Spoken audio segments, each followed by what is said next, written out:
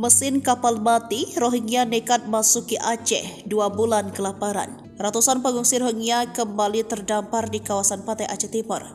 Kapal yang semula diarahkan ke Malaysia masuk perairan Aceh akibat mati mesin. Pengungsi Rohingya yang berlabuh di pantai Kuala Pare, Kecamatan Sungai Raya, Kabupaten Aceh Timur menyatakan ada bagian dari mereka meninggal dalam perjalanan.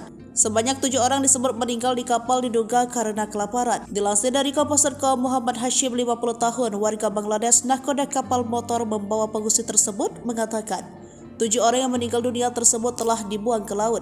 Kami berlayar dari Bangladesh mulai 5 Desember 2023. Tujuannya saat itu ke Malaysia.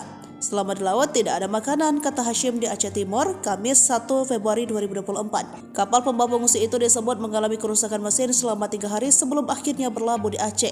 Selama mesin rusak, kapal itu terombang-ambing di laut lepas. Tujuan kami semua adalah ke Malaysia, tapi mesin rusak sehingga kami terdampar di Indonesia, kata Muhammad Hashim.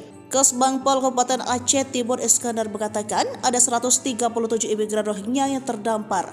Mereka terdiri dari 40 orang laki-laki dewasa, 47 orang perempuan dewasa, 23 anak perempuan, 27 anak laki-laki. Mereka berlabuh di Aceh Timur pada Kamis pagi.